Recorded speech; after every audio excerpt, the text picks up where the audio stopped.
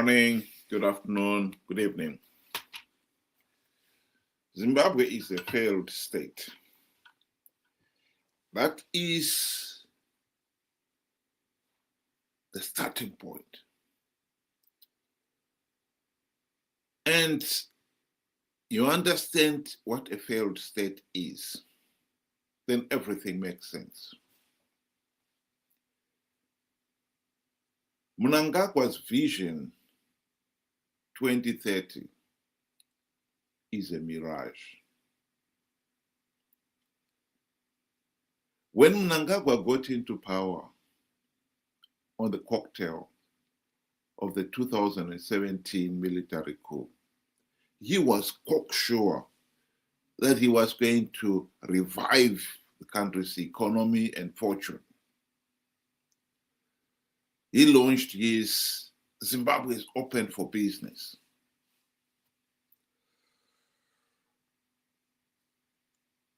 Within 6 months, it was clear that that was going nowhere. He was convinced that investors would be fooled into believing that Zimbabwe had changed. Investors are a shrewd lot. They could see that the 2017 military coup had only removed one dictator to replace him with another. They're not going to be fooled by that. And so Zimbabwe is open for business was dead in the water. Within 6 months, the only thing that has remained is, of course, Mnangagwa's scalp. He has hung on to it, doesn't want to give it up. Helps him believe that he can do anything. But the reality is, he's kidding himself.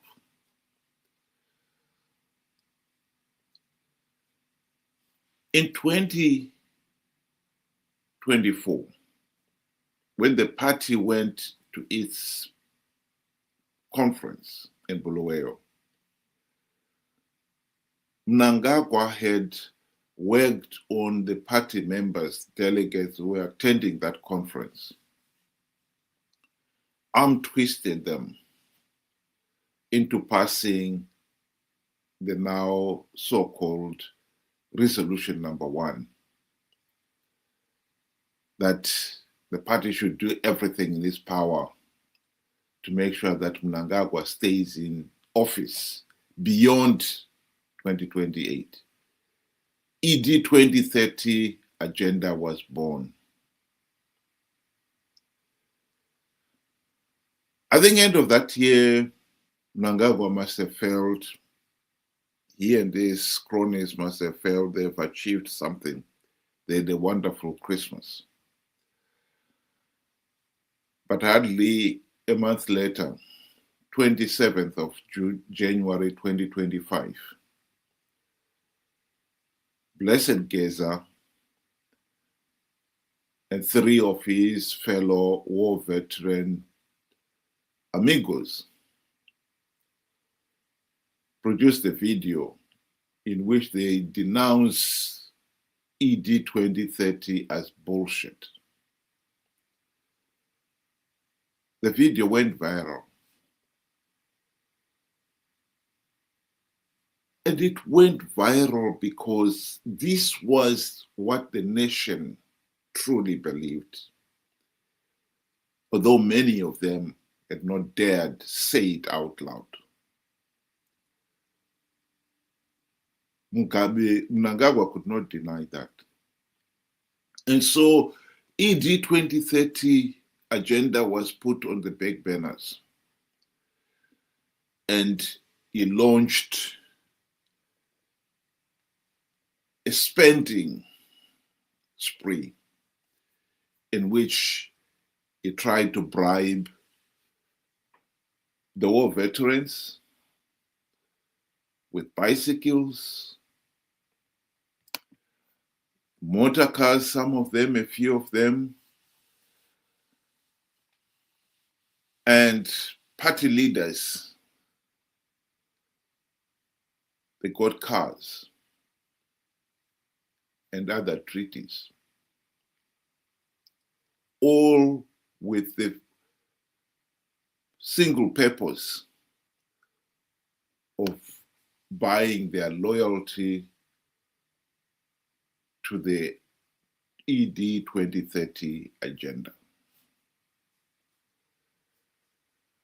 By the end of the year, Mnangagwa must have spent $3 billion US plus of these bribes. What the ordinary people could not help but observe was that he was spending all this money on these bribes. And yet, the country's health service was being neglected. The roads were in a despicable state.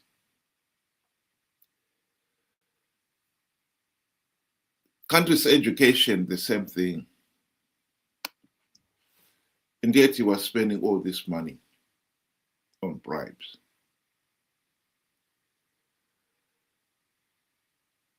And in October, November last year, the rainy season started. And it brought to the fore the sorry state of Zimbabwe's roads.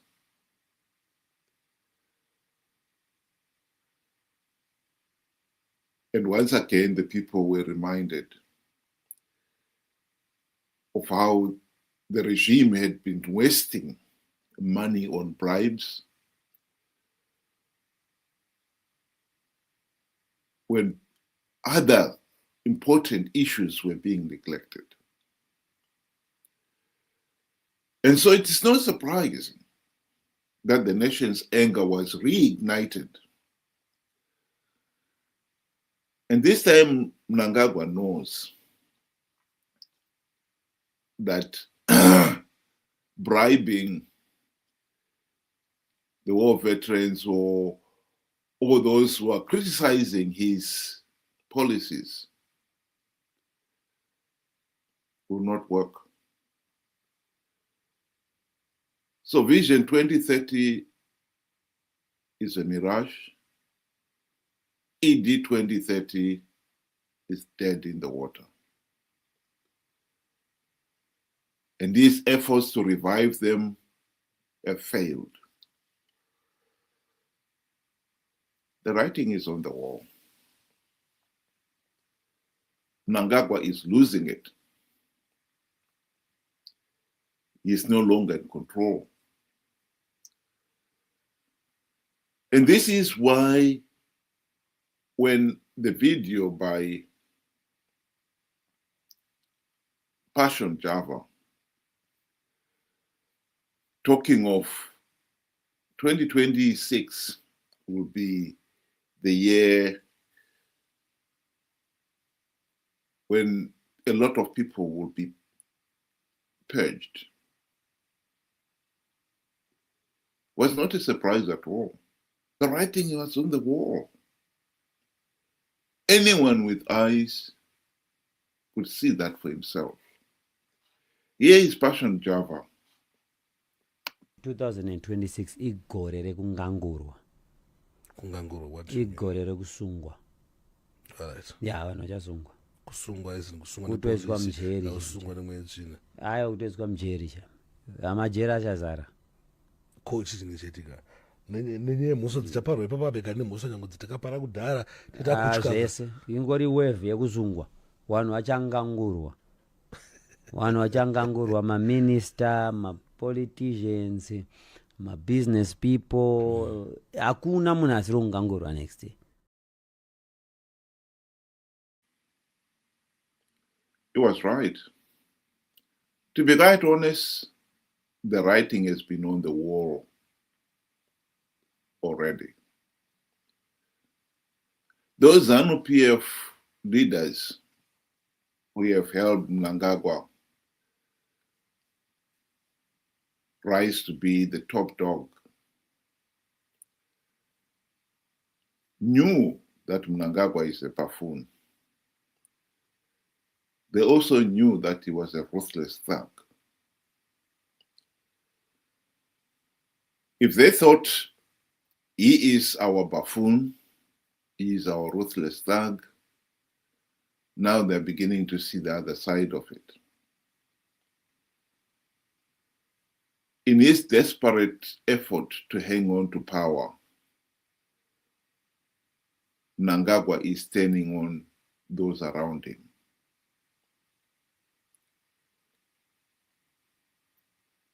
So when Passion Java says 2026 igore rokungangurwa of the Purge, he's right. Here is somebody else who too has been able to read the writing on the wall.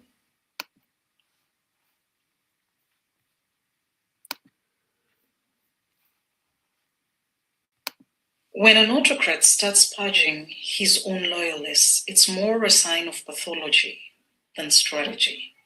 It's what Hitler did in 1934, what Saddam did in 1990, and more recently, what Mugabe did in 2014 and 2017. Usually, at the beginning, these leaders build absolute power by surrounding themselves with loyalists, men who owe them everything. But that kind of loyalty is actually transactional. It only exists as long as the system around it works. Once the system starts decaying, like the economy slowing, elites defecting, morale collapsing, loyalty becomes dangerous because loyalists are the ones who know the truth.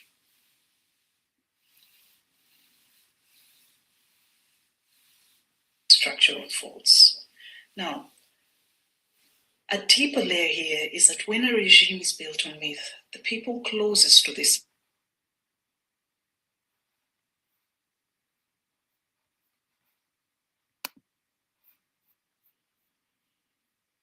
Oh, I'm sorry about that.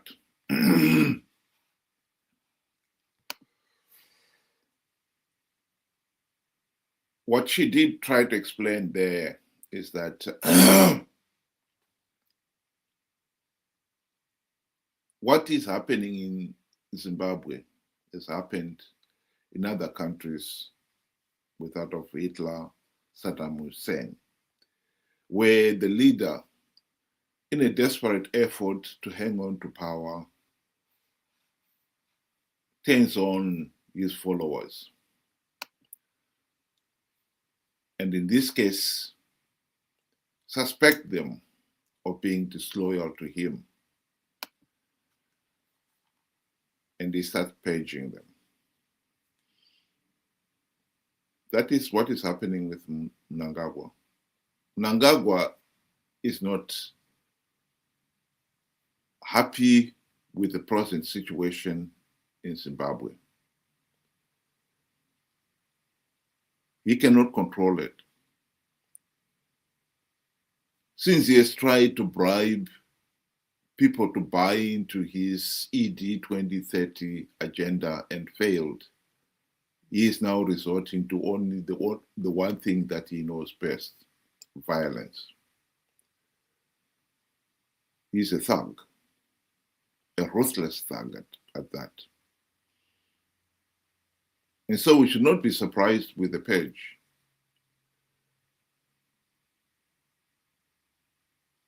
"2026 will mark the beginning of Mnangagwa purging those around him. Those his fellow Zanu PF leaders, as well as his other political opponents. He's a thug, and that's what thugs do. The writing has been on the wall. To those who are willing and are able to read it.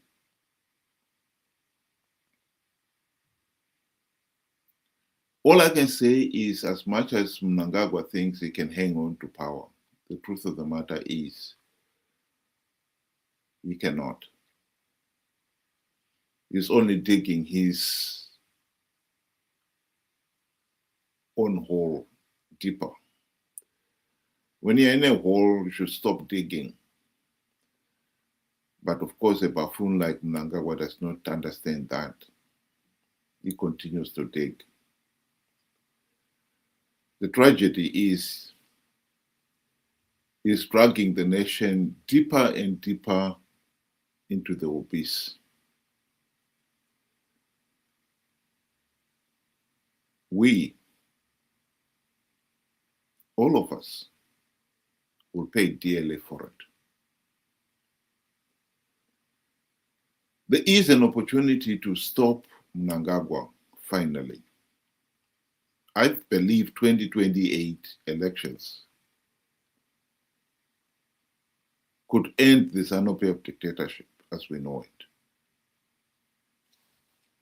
All we have got to do is make sure that Chamisa and his so-called Chamisa Chete Chete Brigade do not participate in those flawed elections and give the regime legitimacy.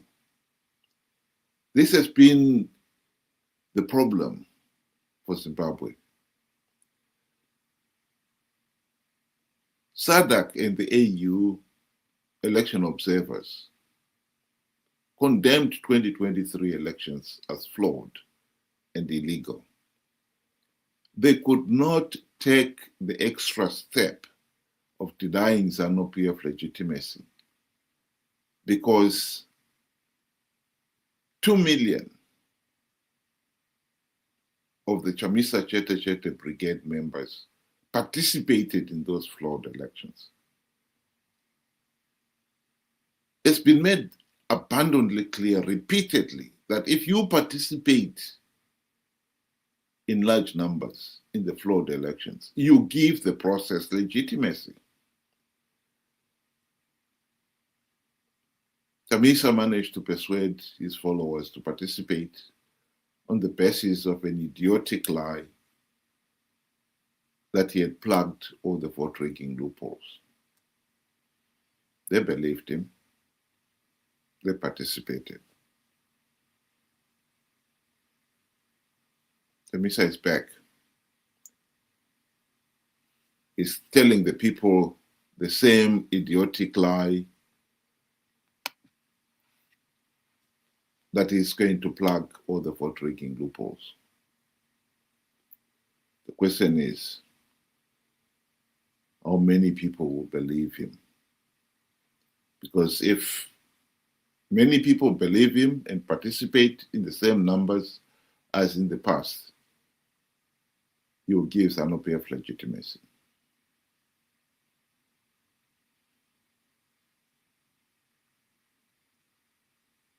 Think about it. Thank you very much. Have a good day.